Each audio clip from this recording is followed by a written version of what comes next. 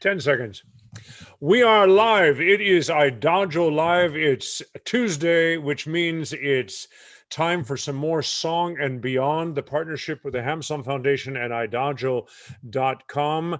IDAGIO Live, where classical music happens. We've got a wonderful show tonight with one of my favorite colleagues. We're having a wonderful conversation about song and specifically about the enormous, wonderful, glorious, kaleidoscopic canon of creativity seen through the eyes and the ears and the talents of the African-American community in the United States. And tonight we have Darryl Taylor, the wonderful countertenor and tenor who has recorded a lot of these wonderful songs, who is an expert, who's been my go-to guy to keep me straight in this repertoire. And I keep bumping around on my table. I suppose everybody's getting seasick. I apologize, ladies and gentlemen. Anyway, let's get started. Welcome, Darryl Taylor. Thank you very much for having me. I can't tell you what an honor it is and what a thrill. You've been a hero of mine for no small amount of time. So okay, well, mutual adulation is now done. Now let's move to stuff. Yes, we're good colleagues. So, Darryl, a lot of people are going to know who you are. This is a wonderful webcast, as it were, for classical music lovers, and Tuesdays. Now with the song, and especially with the new partnership with the Hampsong Foundation and being able to broadcast live on the Hampsong Foundation Facebook website, we're going to be talking to a lot of people who know who you are, but they might not know that much about you. I'd love to just kind of I'm going to let you do the 2.5 minute, 3 minute Wikipedia for us. And then I'm going to maybe drill down a little bit because you've had quite a journey. Yeah, it's quite exciting and wonderful. I grew up in Detroit, Michigan, and made my way from Detroit to California, finished my high school and undergraduate training at USC, went from USC to the University of Michigan, where I studied with George Shirley, and then became a citizen of the world. So that's the 2-minute version of it. There's a lot that goes in between, not the least of which is my shift from How's that? Did something go wrong? I see you and hear you. What happened? I'm hearing something else. What are you hearing?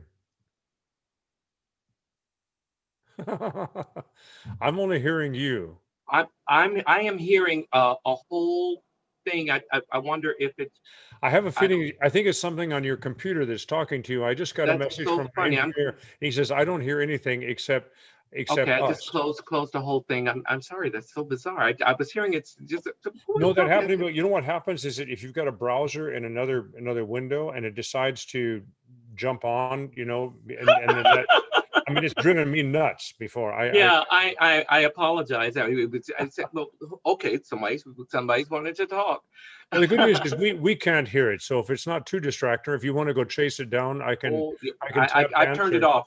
I closed the browser that was open. Oh, perfect. So, now let me drill down a little bit. How old are you? You grew up in Detroit. Yes. So what happened in Detroit that your next stop after that was USC? Well, I left Detroit when I was a teenager and wound up via Oakland. I went through Oakland, then down to Los Angeles. I finished high school in Los Angeles and went to 1 year at a junior college and then to USC, where they were kind enough to. Were these musical moves? They were familial dishevelments, deceivals, and just kind of. A young man hitting 16 and got it. Better question. I don't mean to have you open up your family album. Yeah. We all have one. Yeah. What were you a musical kid? Did you study music as a kid?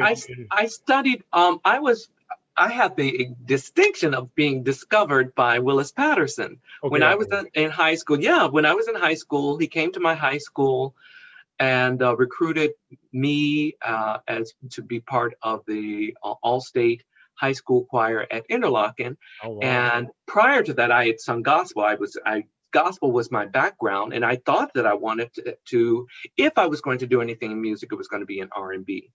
I thought that was my heroes were Peebo Bryce and Sam Cooke and other people like that.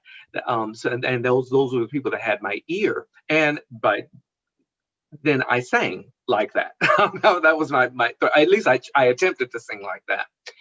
And then going to interlocking kind of opened my ears and my eyes to a whole other way of thinking. And then I shifted. I was actually at a academic high school in Detroit. Wasn't sure where I would go. I thought maybe I would go into law, and probably would have gone into law. I'm pretty good at logic and writing and arguing. So those things go together. I wanted to go in law, and I'm a disaster at all that. all I can do is talk somebody's leg off. Yeah, well, you have to be able to talk a lot, and I fortunately if I have something to say, I'm not shy about saying it.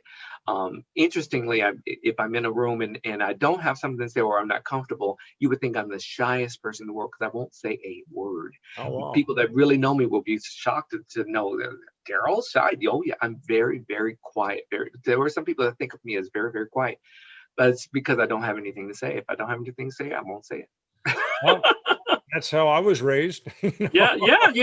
Yeah. And by the way, if you're going to say something, make sure it's the truth. Yeah, and well, our thing was if you don't have anything nice to say, don't say anything. But there's that too. That usually doesn't keep me from talking. I'm just so glad that we can have this political discussion. Yeah. and that, I promise you, ladies and gentlemen, that is the extent of it. Because if you pull Darryl's chain and my chain at the same time, we're done with music. I want to talk about music. I want to know, did you study piano as a kid? Or do you play guitar, flute, tuba, trumpet, drums? I wanted to. No, I did not study piano. I entered late into arts high school. I was at an academic high school. I shifted to a high school that had an arts program. So Renaissance High School, I was in the inaugural class at Renaissance High School in Detroit. Then I transferred to Cass Tech High School. It's very famous. There are a lot of alumni that come through Cass Tech. And they had a music program that included piano and that sort of thing. But I was very, very late to it. I was mid sophomore year. And so I had a lot of catch up to do. I've had the blessing of receiving a scholarship from the Southeast Symphony Orchestra in Los Angeles. You might be familiar with them. And they gave me a scholarship that they had to go to a music teacher. The teacher I found was June Roselle, and she's just a spectacular woman. And she's my angel. And she took that scholarship and said, Darryl, you must have a piano where you live. You have to be able to practice readily. And she took that it was a $500 scholarship, and she put it as a down payment on an upright piano for me. What voice teacher takes that? I don't know anybody, but really, she had such faith and confidence in me. And she also was the first person to make me aware that, well, you might want to think about doing find some works by Black composers that you could then carve an artistic niche for yourself. That was the way she presented it. You could carve an artistic niche for yourself. It's not enough just to do well. You have to do well in the standard repertoire, but that it will be worth your while. And she didn't know any of the repertoire, but she said, she also then prepared me for my entrance to USC and kind of thrust me out of the nest, and it didn't hold on to me, just thrust me out of the nest and said, go do these things. And I then asked for, as I was, my undergraduate teacher was Michael Sells, wonderful teacher and a Britain scholar. Well, also why I have a great love of Britain. I do a lot of Britain. Well, he just wrote, my God. Thank God for the tenors, right? There's so much literature from Britain you guys to get to sing, and it just sounds pathetic, a minor third lower. But then But he did write some beautiful things for baritone, but he Yes, also he did. wrote some lovely things for countertenor. Yeah. He was kind of responsible for the legitimization of the countertenor in contemporary opera. Oh, really? Oh, of course. Yeah. All right. You know, Alfred Dollar and what he was able to do for him. So I asked Michael for repertoire on by Black composers as I was getting my standard repertoire, and he kind of shrugged his shoulders and said, "I sorry, I can't help you. I don't know very much about it." And I then was kind of left with the impression that either there was not very much repertoire that was written classically, or that what was written was of poor quality and didn't really deserve my notice. Now, he never said any of those things, but that was the impression that I received. And as fate would have it, I really firmly believe this time you have to be careful about what you speak into that atmosphere. I had spoken this into the ether that this is what I wanted. And couple of things. June said I had to go to USC. So I only applied to USC, which is a very, very ballsy move. Very, very ballsy move for somebody that was in my position with no resources to only apply to USC. And I didn't give I didn't audition anywhere else. My teacher said to go to USC. I applied to USC, and thank the Lord, they accepted me and they gave me a scholarship. But I also only applied to the University of Michigan, mostly because George Shirley in my senior year moved from the University of Maryland to the University of Michigan. And I was thinking about studying with George Shirley. And yeah, but wasn't Mr. Patterson already there? He was there, but the teacher I wanted to study with was George Shirley. My mind wasn't, this is what I was saying about what you're talking to the ether, because my mind was thinking about, having some sort of great operatic career. And I was so impressed with George Shirley. And I thought that he would really know how to guide me around the various perils, and I was proven correct that he's a terrific mentor. But what I didn't realize that I was walking into by going to the University of Michigan, well, as it turns out, this was going back home. My mom had a heart attack my senior year, and I mean everything in the universe was saying go to the University of Michigan. So I only applied to one school again. I only applied to the University of Michigan, and it's really interesting. A little side note: they initially didn't. They accepted me, but they didn't give me any support. And I said, well, wait a minute. I've heard from the universe. Have you not been listening to the universe? The universe wants me to go here. So this must be where. And fortunately for me, Mr. Shirley was a big advocate for me. And I also reached out to the powers that be, and I said, listen, take a chance on me. I will be a distinguished alum for you. I will work hard. And they went from offering me nothing to offering me full fellowship support and a stipend. Wow. Yeah, which is pretty marvelous. Things aligning with the universe. So I go there to the University of Michigan. George Shirley is there. Willis Patterson, who I knew, of course, but I didn't know how important Willis Patterson was. I only knew him as a teenager. I didn't know about his affiliation with the National Association of Negro Musicians. I didn't know about a lot of things where he was super important.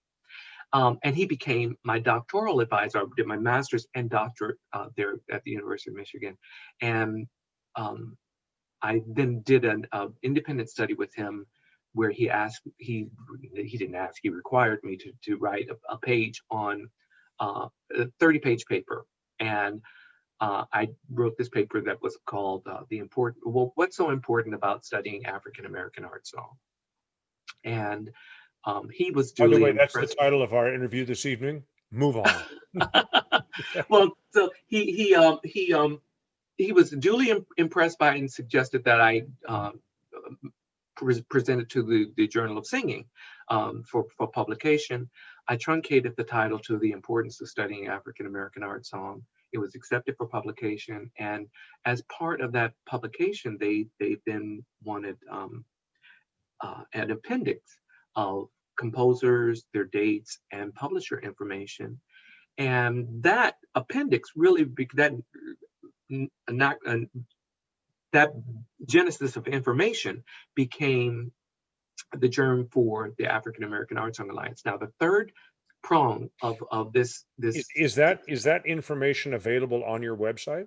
Can someone download that article with its references? Yeah, it's a deep dive. I can show you where it is, but it is. Oh, you're going to send it to me.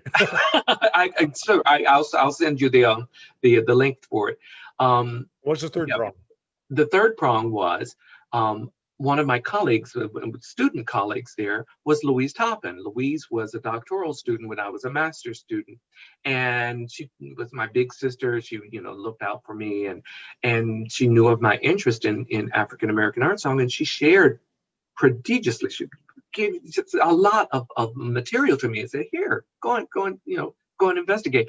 And it was that spirit of giving, that spirit of openness, and being shoulder to shoulder with one another that kind of informed on my perspective of the Alliance and its mission and that sort of thing. As Louise and I were young professionals going out into the world, we periodically our paths would cross, and we'd say, "What are you doing?" "Oh, I'm going to lecture here. I'm going to," and we found that we were doing the same thing. And I said, "Well, listen, Louise, I don't want to be your competition. I don't want to work at cross purposes to you. Let's put our heads together and make sure that we're building something stronger, because at the end of the day, while certainly we were building our professional reputations, we also had a much bigger goal, a bigger mission, which was the support of this neglected repertoire." And so that was the genesis of the African American Art Song Alliance. I want to catch up on a couple of points. First of all, ladies and gentlemen, there's no way that Del and I can say this strong enough, but Willis Patterson is just a pioneer, a role model, an institution, an icon, period, as a human being, as an American. And yes, he is a Black American, and he's also responsible for so much awareness to the massive literature. And somebody like me coming out of Washington State, and quite a bit later in the middle of my career getting interested in, well, where is this stuff? Of course, you pick up volume 1, and then you realize there's a volume 2 of songs by African American composers, and you open this thing and go, "Get out of here, you're serious. Who is the people?" I came probably to the literature more through the poetry, being a Harlem Renaissance guy, and loving that poetry and knowing quite a bit about historically, but that's not my journey is not important. But Willis Patterson is amazing. And of course, now we get to George Shirley, who studied with Roland Hayes, and this whole arc that is still with us. Both gentlemen, George is a little bit younger, I think he's 87, and Mr. Patterson just turned 90. It was a big celebration, and both of them going strong. I saw them both in January when I was out at the University of Michigan. Full disclosure, Hampsong Foundation has a Art Song Alliance, classic song alliance with the University of Michigan called the Art of Democracy, which is the idea that writing song in America is one of the most patriotic awarenesses that our poets and composers have had. We'll talk about that maybe later, but I want to drill down a little bit on. Well, I just want to get that clear about who Mr. Patterson is. When you came out of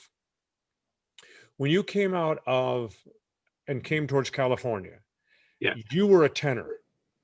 I was a tenor. I was a big old gospel tenor. I love it. By the way, and what fascinates me, and I think it's going to help all of us, but especially our viewers, this journey that was also a realization for you as an African American artist, that this repertoire is neither shared, much less known, certainly not proliferated in any way at that time. Of course, you guys have done it with the African American Song Alliance, which we'll look at online and on site, have done so much to change that. But you were kind of, as I was going out of USC, you were coming into USC. And and I know for a fact that and it's not about USC, it's about all the schools. I got to tell you, I know for a fact that the repertoire, the song repertoire, was just completely unknown. Somebody talked about African American songs. We were talking about spirituals. Thank you very much. Right. That's right. And maybe if for some strange reason you heard of this paragon of African American music, William Grant Still, you might have come across. That's correct. But it wasn't actually until Vitamus came together and started making records that even came across my horizon. That's 100% correct. No idea. Anyway, and this incredible. So you're singing tenor. You've already studied with George Shirley, or you're about to go to study with George Shirley. How give me the chronology. So USC, University of Michigan, that was studying with George Shirley. Okay, so you went from Michael Sells to George Shirley. Michael Sells to George Shirley. All tenor. Yeah, all tenor. Yeah. well, I would June Roselle first. The soprano. Okay, got it. And I got it. Michael Sells and George Shirley, and then George Shirley to Elizabeth Mannion, my teacher for the last 20 some odd years has been Elizabeth Mannion, the great Elizabeth Mannion. Great voice Which, teacher. again, really fortuitous. I didn't plan it this way. I went to study with her as a tenor, but what I really needed in my transition to countertenor, and I didn't do this because she said, well, you shouldn't be singing tenor, you should be singing countertenor. Mr. Shirley was the first one to recognize that he was the first to voice, say, Darryl, I think you're a countertenor. And I remember being horrified by that. No! And I rejected it. I rejected it out of school. Said, no. I don't want to do that. I loved my tenor voice. And interestingly, at the same time, in the same studio, was studying another tenor who George Shirley said, I think you're a countertenor. And that was David Daniels. Oh, get out of here. No, I promise you, it's Wow. God's honest truth. We were both struggling with the same thing at the same time. David made the switch, but I knew that my struggles with my tenor voice were not the same as David's struggles with the tenor voice. And I felt, well, I just felt really kind of a personal attack about it, which of course was never intended. It was all in my head, but I had to really work through it. Just a sidecar here. I mean, a young lyric baritone with high notes.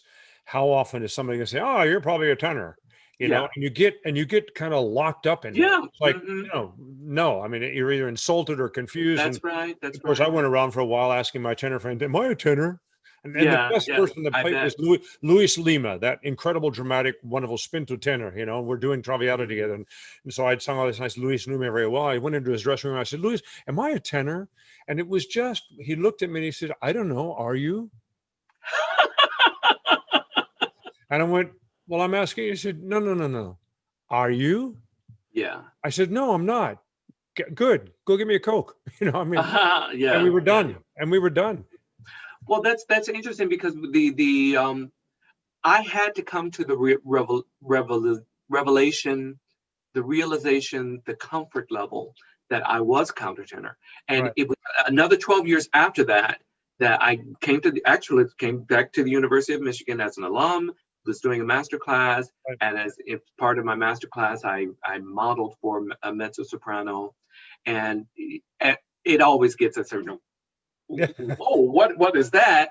And Mr. Shirley again came up to me and said, Darryl, have you given any more thought to that? He never insisted. He just gently, he just laid it there and said, when you're ready, it's a plate for you. And I said, well, as a matter of fact, I have been given some thought to it. At this point, I'm well into my career. Yeah. And the first records I ever heard of you were as a tenor. As a tenor, right? I had beautiful several. Tenor, by the way. Thank you very, very much. Well, I had several in the pipeline, and operas being written for me, and other things that were afoot, which kind of were a drag on me making the shift. But so when I went home, and interestingly, I had gotten a rejection of a audition that I thought I should have gotten, and I said, well, now what am I doing? What am I doing? This should not be this hard. I should have gotten that audition, and I remember saying, I feel freer, I feel more complete in this other range, and once I realized that I didn't have to give up the totality of myself to add this other section that was being ignored. That in my countertenor. Some people would suggest that you're not supposed to use your chest voice, but I use I use it a lot. I use my modal voice quite a lot, but I use it, I think, seamlessly in a way that is legitimate. When you talk about making the shift, did you have to sort of pull yourself off the career track and work and move here? I mean, it's not something you just sort of say, oh, what the hell, I ain't got things kind of. Oh yeah, yeah. It was very jarring, and some people, of course, looked at me quizzically, because, well, one, they knew me as a tenor, and because I was beyond the traditional models for entering and introducing yourself to companies. So there were no young artist programs. I could, no Right. competitions and things Right. like that, the things that you normally would do. And so my job was hard. It was very, very difficult to get some sort of traction. Fortunately for me, I was ensconced in academia. Academia has been, we call them golden handcuffs. It's very comfortable, but there's certain limitations. But I took advantage of the wherewithal of the institution to fund recordings and Right. then put them in front of record labels and say, don't you want to support this? And I already had my relationship with both Albany and Knoxville Records, so that certainly made it a lot easier when it was time Sure. for me to go as a countertenor and say, yeah, so I'm making this shift now. I love it. and they came on board with it. There was never any sort, oh, we only want you as a tenor, and no, they embraced it very enthusiastically. So Look, let's go back and look at this. I love this paper. I have not read it. I would love to read it. Why study African American? I want to catch up a little bit for our audience. You have to understand that until very recently, I mean, inside the last 20 years, it was not possible to get a doctorate in musicology with a study of American musical literature. yeah. And if I'm incorrect in sitting that heavy, let me know. But musicology, or the study of music, or even ethnomusicology, did not recognize American arts or American music as a serious musical study. If somebody comes and, well, I want to get my doctorate in musicology, I want to focus on American music, much less any tangents of American music, it just wasn't going to happen, right? Well, and when you then get me even more refined, and you talk about art song, Oh, I mean, you're having to educate the educated. hello. When I would go to do my research at the Schomburg or other places, and I'd say I'm interested in looking by art songs by African Americans, they say, "What's an art song?" I say, "Oh Jesus."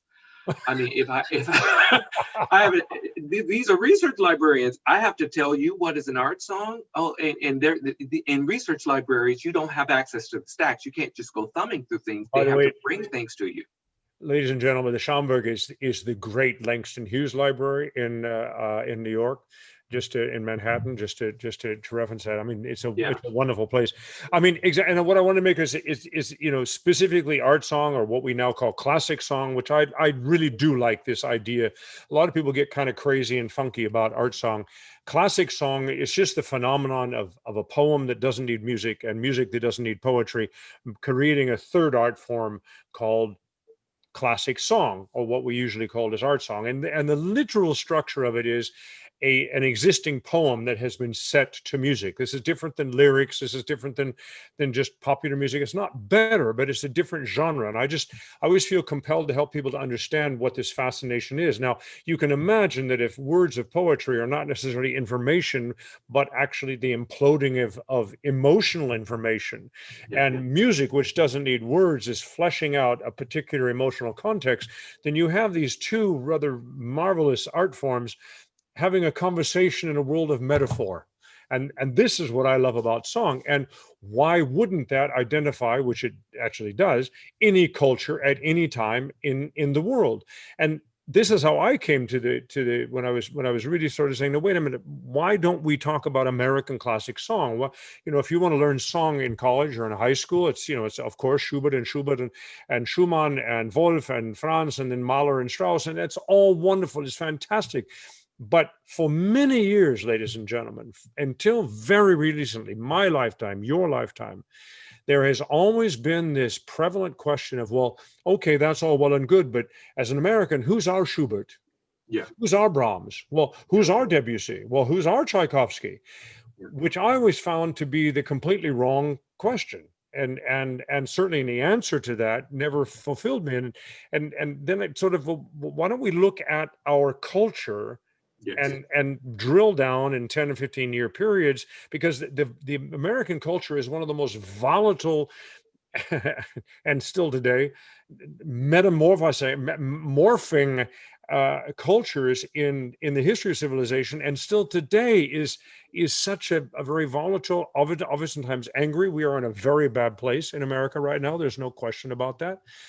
And if I may, I think getting out of that place is as much the trusting of arts and letters and the performing arts as anything else that we possibly can. You're not going to get us out of this bad place by crunching better employment numbers alone. That's You correct. have to look at people's lives. You cannot talk about race in America without talking about financial inequality. And you can't have that conversation without looking at poetry and literature and music that we've been telling this damn story for I don't know how long. You cannot talk about civil rights in our country without looking at how many people have been writing protest songs for how many long, trying to make people realize that this is a problem. Get me started on this. So all of this, ladies and gentlemen, it's the passion that you hear in me, and I love talking to you, Darryl, about this, because it just brings it up to the surface, is the idea that it really isn't until the most recent realizations of what our musical and poetic substances in our soil are, that people are allowed to make real studies on this. And we had parallel tracks at this. So now we land, and tonight is about the African-American community, the African-American classic song. So what was the reaction to this article you wrote? And take me on through it. And of course, you started the African-American Song Alliance, which I'm a big supporter of in every emotional and concrete way that I can. I'm going to show you all of these websites on a sharing, but I want you to just tell me and tell the public how wide this repertoire can be. Give me some examples, and why in the hell should we care? Well, okay, so about 10 years into the enterprise of the alliance, I took it online. The appendix information, I presented that online in the kind of the birth of it. Was the primordial soup of the internet, because there was nothing there, and so we established a footprint of something. And I kept it very light.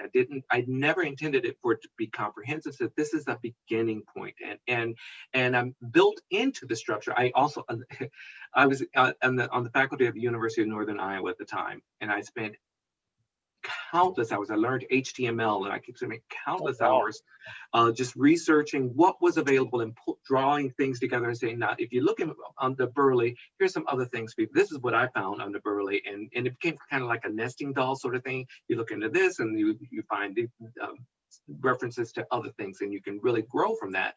But it was never intended to supplant people doing their work. Interestingly, when I went to the Library of Congress, you probably know Wayne Shirley. Oh, very well. Wayne Shirley was a great librarian there at the Library of Congress. Amazing. Yeah, he was an amazing guy. I went there and I asked him for some help, and I will never forget his response to me. He says, "I'm not going to do your work for you." I said, "Mr. Shirley, respectfully, I came on a plane from Iowa to come here. I don't expect you to do my work, but I don't know where to look." And he said, and he checked himself, and he then took me into the back. There you go. Beyond the sex. Isn't that one of, with the key turns and open it? Oh, here's the library. Yeah, that's where the library is. And he took me to the Whittlesey card file. There's a cold card file. There was a librarian, Whittlesey, who recognized that at the time, it was very, very difficult to know who were Black composers just by their names.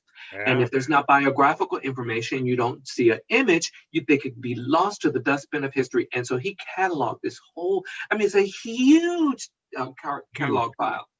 And so one of the names in there was F.A. Clark. How the hell are you going to, what? Is that a man or a woman? I don't know. Sounds like somebody in Spokane, Washington. It could be anybody. F.A. Clark. Only thing we know is there's a certain anglicization, that Clark is not French. Clark is not German. That's going to be, but not necessarily English. It could be someone that was on a plantation that belonged to a Clark or something like that. Well, in any event, there's all of that information that helped me a ton. That also informed my perspective about how useful the alliance could be. I'll point you in the direction. I'll help you in it. But you have to. I can't. By trying to control the outlay of information, that I then would be controlling the outlay of the creativity. And there's so much more that I don't know. I know a good amount, but there's tons more that I don't know. Why did you call it? I've always loved that it's an alliance. What did That's that mean? Louise and me. That's Louise and you. Okay. Yeah, and the bringing together disparate people that are working in a lot of various places and saying let's all work together.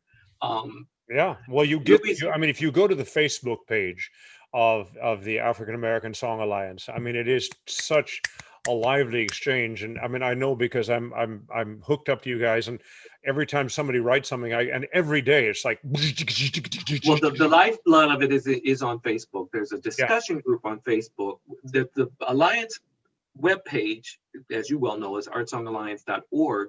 That's one space. That houses a ton of information, but the most dynamic. You keep talking. I'm gonna take us into screen sharing. Yeah. And then let's look here.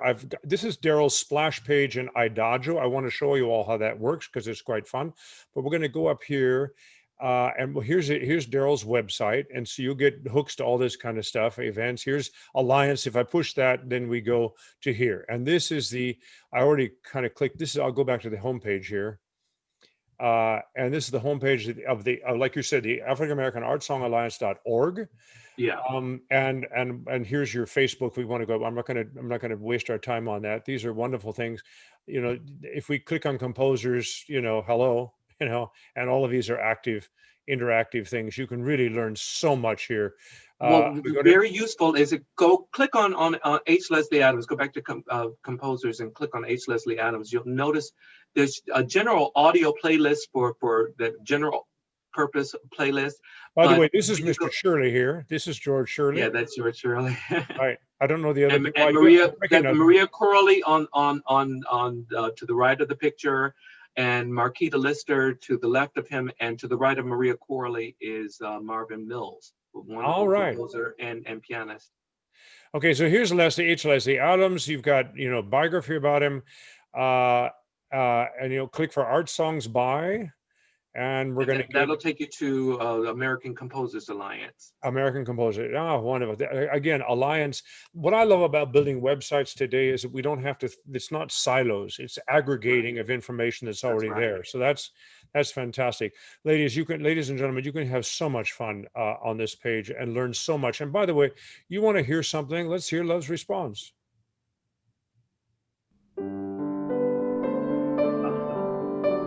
Is it you? Sound okay? When Phyllis sighs and from her eyes the light dies out, my soul replies with misery of deep drawn breath, in as it were.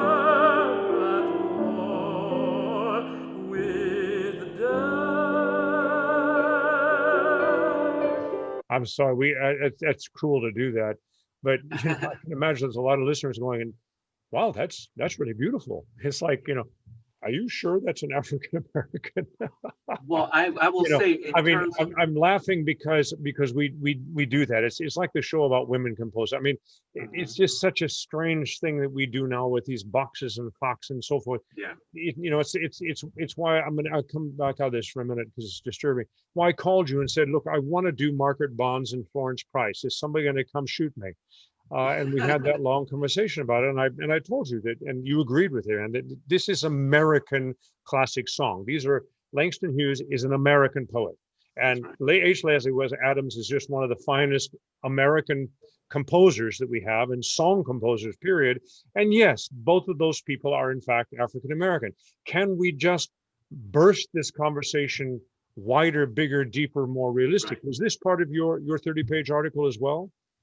Well, it was more the article was more about the dearth of information especially in institutions of higher learning and radio Right, and right, performing arts right. performing venues, that they seem particularly comfortable with continuing with what they know. They continue to support, which is I don't want to take anything away from Mozart. I love Mozart. I don't want to take anything away from Verdi, or for that matter, I don't want to take anything away from Barber or from Copland. But that if you line all of those people up side by side, you'll see a certain homogeny of ideas and purposes, even as they're so diverse. Strauss is nothing like Puccini. Strauss is nothing like Verdi. But the DNA suggests, just by looking at them, these are a little closer in more related than not. And apropos, More related than not. I mean, one of the most prolific songwriters of the 20th century in America, classic song, is of course Ned Rorem. So who is Ned Rorem study with? You know, when he's a young Margaret Bonds. Who's Margaret Bonds come from? Florence Price. And Margaret Bonds, because everybody's going to France, goes over to Nadia Boulanger, plays her music, and Nadia says, "Honey, I'm here to help you find your voice. And dearling, you found your voice. Go right. Go right. You know your voice. You know who you are. Go write your music." That's right. So, you know, these are the kinds of wonderful concentric circles that we move in. You know, okay, at least let's say, so with the Alliance, did people like Hilda Harris start coming up and Florence Cuivar start coming up? And well, of course, I mean, Hilda Harris is foundational. If you're going to do any sort of, she's one of the pioneers, you know, she was recording before there was a lot of interest in this sort of thing, and using her platform, she was one of the first to use her platform in this wise. There were others that, like Marian Anderson, sang the songs of Howard Swanson on international concert stages, but she never, to my knowledge, never recorded any of those things. Helen Thigpen did. She recorded some songs of Howard Swanson, but she didn't have as big a platform as Marian Anderson had. Leontine Price knew Margaret Bonds very well. They were good friends. But the only thing that she recorded of Margaret Bonds were her spirituals. Right.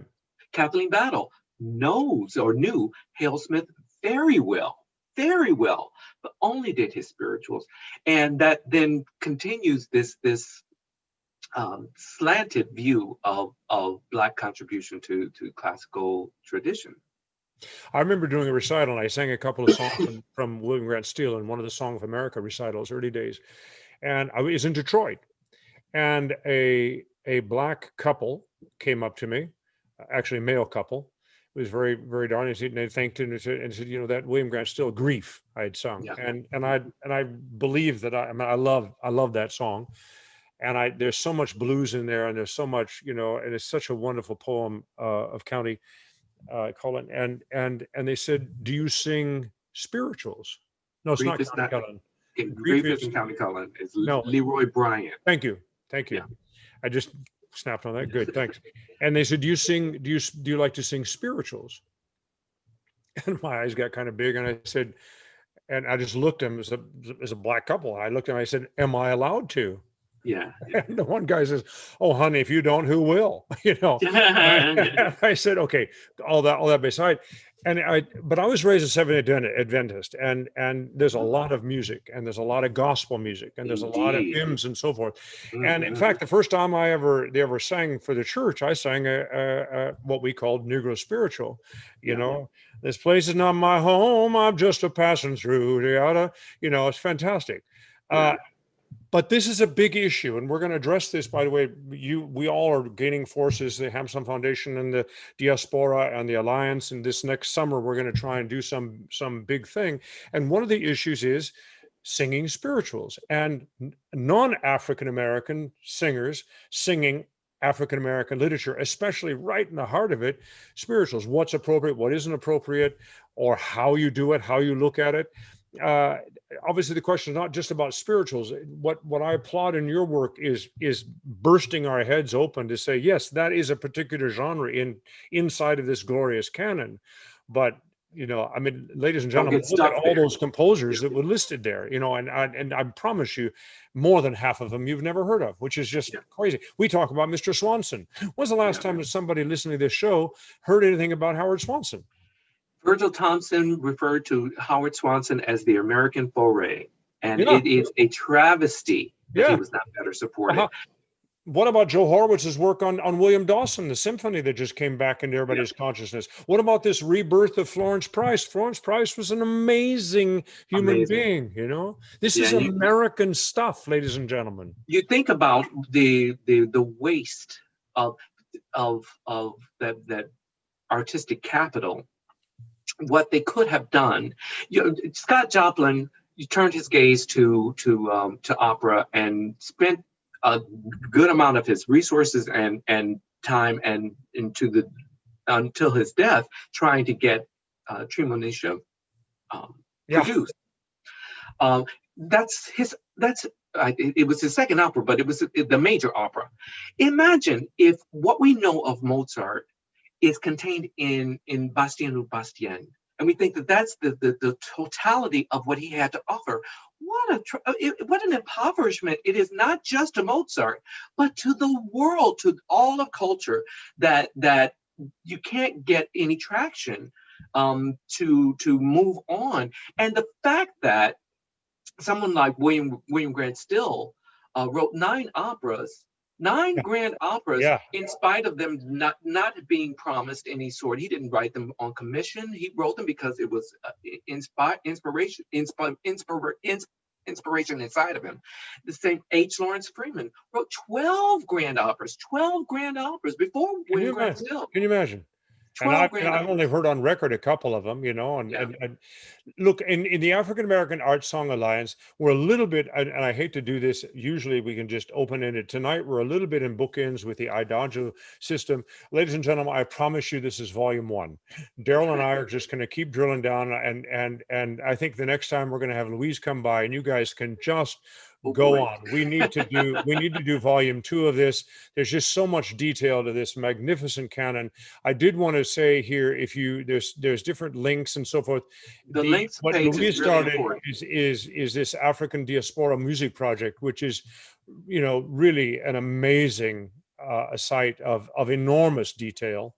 All about poets and composers and creating a repository and so forth. If you happen to find yourself on the Hampsong Foundation website, yes, you will find various ways to drill down into this. This was the African American Music Conference that you hosted, that Hampsong made possible on an internet. This is Louise's. This what you're showing here. That's Louise's conference from September 20. Yeah. There was the other African American Song Alliance that you do every 5 years? Every 5 years, yeah. Which we need to talk about. It needs to happen every 3 years. Never mind. The next one is scheduled for 2022, God willing, and COVID allows. That's kind of the same thing, isn't it? Yeah. Anyway, here's Darryl's website, ladies and gentlemen. The record that I first got to know you on was a record called Dreamers, which is all Langston Hughes poetry. Yeah. And it's just, it will be imminently on IDAGIO. They're a little bit of a backlog here. You can get it on some other platforms, which will remain nameless. And you certainly can go to Amazon or iTunes and buy it. It is a wonderful kaleidoscope of Langston Hughes in the classic song world, and just so beautifully sung by our guest tonight, Darryl Taylor. What do you want to say? William Warfield was a narrator on it. And it was the last recorded project that William Warfield worked on before he died. Another icon of American literature and music. I promise you, ladies and gentlemen, volume 2. We're out of time tonight. Thank you so much for coming by. And I'm thinking if there's some way that maybe actually check out Hampsong Foundation Facebook, and Darryl and I are going to shift to another channel and keep on with some conversation, and we'll throw that up for you guys. I promise you we'll be back with volume 2. All the best. Thank you so much. Darryl, you're a hero. Wonderful. Well, no, you. I stand in the shadow of heroes. Great. Good night, ladies and